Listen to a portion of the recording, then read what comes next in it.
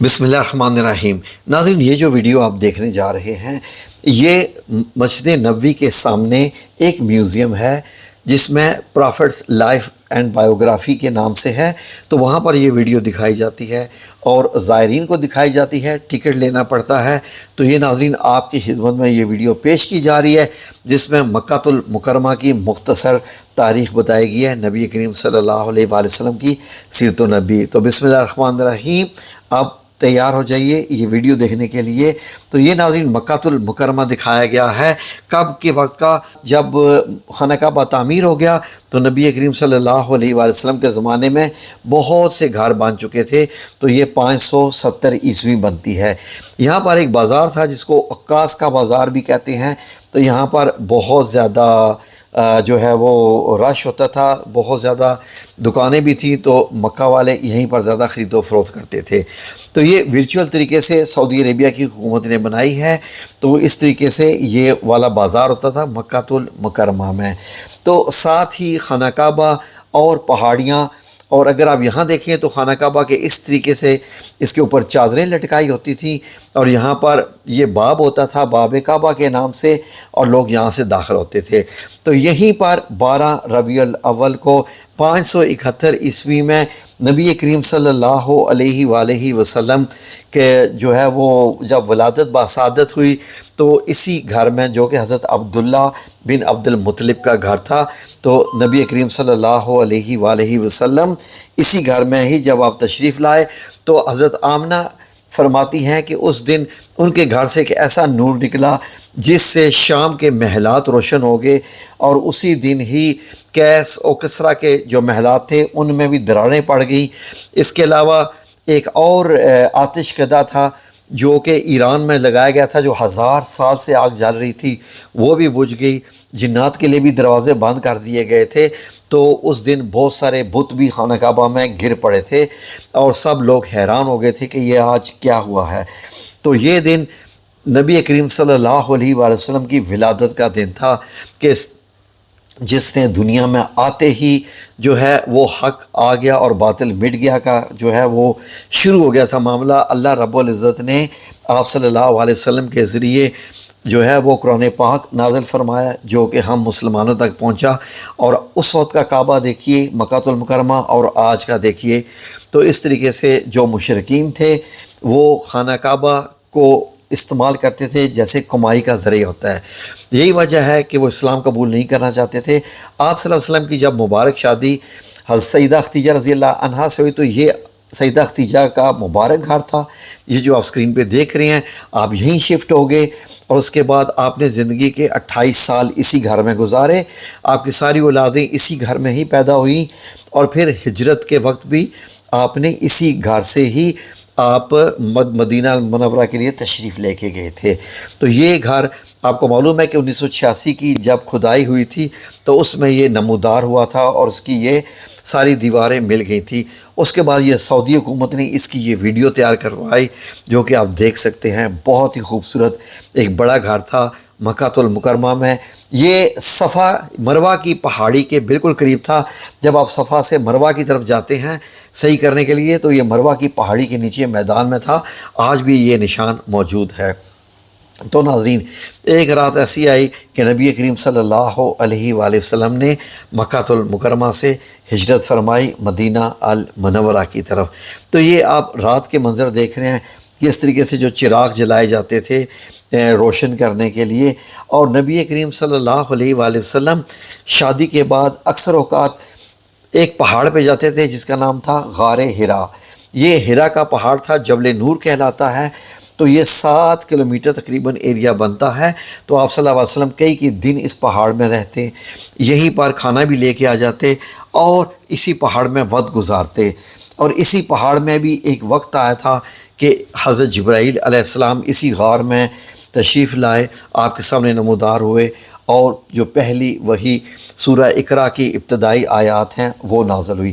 یہ بڑا ہی اونچا پہاڑ تھا اور سیدہ خدیجہ رضی اللہ عنہا کھانا لے کے آیا کرتی تھی اس پہاڑ میں، اور جب آپ 3 4 دن نہیں آتے تھے تو آپ کے سب پریشان ہو جاتے تھے رشتہ دار، اور پھر آپ کو دیکھنے کے لیے آتے تھے۔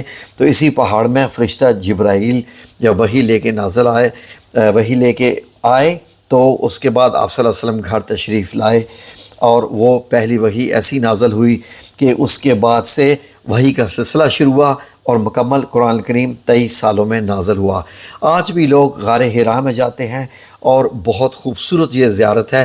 اب راستہ بہت آسان ہو گیا ہے، لیکن رسول اللہ صلی اللہ علیہ وآلہ وسلم کے وقت صرف یہاں پر پہاڑ تھے اور پتھر بھی ایسے تھے نوکیلے جن سے چڑھنا بہت مشکل تھا۔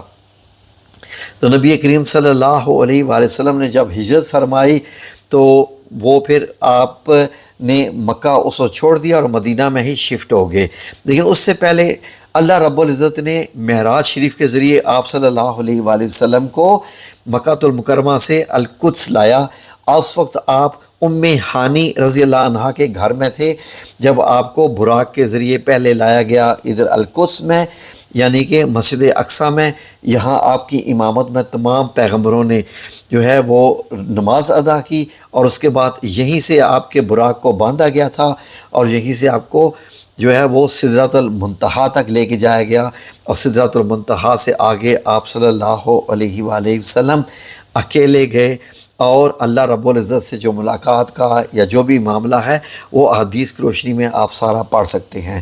تو اس لحاظ سے القدس یعنی کہ بیت المقدس کی اہمیت بہت زیادہ ہے، کیونکہ یہاں پر حضرت عیسیٰ علیہ السلام کی پیدائش ہوئی، اور اللہ رب العزت نے بھی آپ صلی اللہ علیہ وآلہ وسلم کو آسمان پر لانے سے پہلے القدس میں ہی یہاں پر آپ براق لے کر آیا تھا، جبکہ یہ بھی ایک بہت لمبا فاصلہ ہے، لیکن وہ براق کے ذریعے آپ نے چند سیکنڈ میں یہ فاصلہ طے کیا۔